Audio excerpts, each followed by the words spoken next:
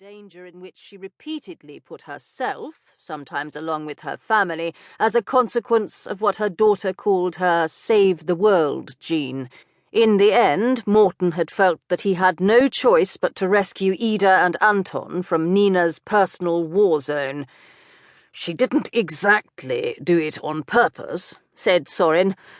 "No," said Morton, and did not sound particularly mollified. "It's never on purpose. She just can't help herself." "I'm on my way there," said Sorin, and let an unspoken question hang in the air. "Good," said Morton. "It's great that someone still has the energy. Tell her that she should call the children as soon as she is able." "Aren't you being a bit harsh?" Sorin couldn't help asking. "Possibly, but it's, let me see, the 5th or the 6th time in the last few years, if you count a few episodes from the coalhouse camp. She's been attacked, she's had radiation poisoning, someone took a shot at her. She was the reason my daughter was attacked and kidnapped and placed in a hole in the ground in an oil tank where she could have been asphyxiated." Morton's voice had acquired a tremor, and Sorin sympathized. He remembered that particular episode more clearly than he liked, since he was the one who had pulled Ida out of that dark hole in the ground, out of what might otherwise have been a living grave. The expression in her eyes had stayed with him for days. Morton interrupted his tally with what was clearly a great effort. "Just tell her to call," he then said.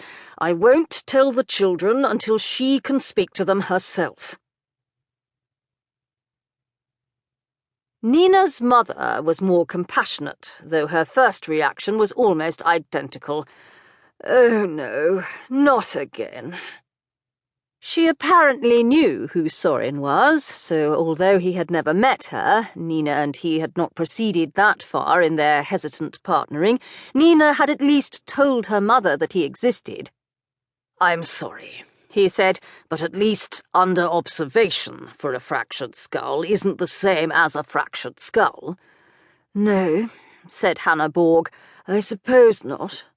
"I'll call as soon as I know more," he said. "I can call the hospital myself," said Nina's mother.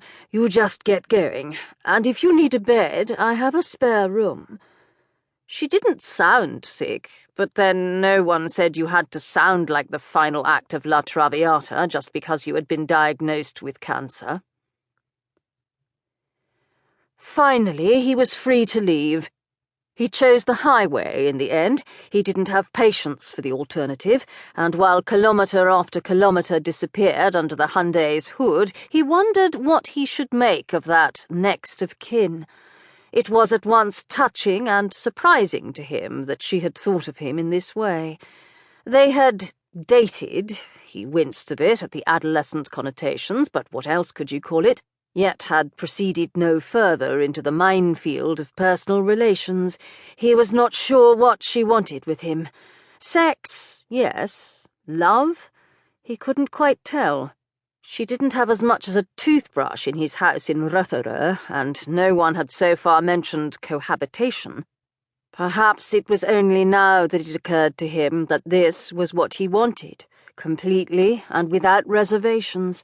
To be a couple, married or not, he didn't much care which, but to share a home, to live together, to obey and honour and love until the last breath of life left his feeble, failing body. Feeble. That was precisely the way he felt now, and perhaps the deeper reason he hadn't pushed harder than he had. He felt more mortal than usual, more decrepit. It was not just the bullet that had made a mess of his lungs and ribcage, and the first convalescence that had taken much longer than he had hoped. He had made it to his feet again, made it back into his chair as group leader in the PET. It had been a struggle, but he could manage, or he thought so until Torben, at his most boss-like, had put Sorin out to grass, sent him home with orders not to return for at least 3 months.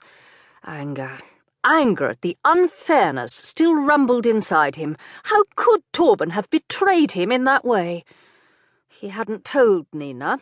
Wrong-headed masculine pride, perhaps. He would have to drop that now, he supposed.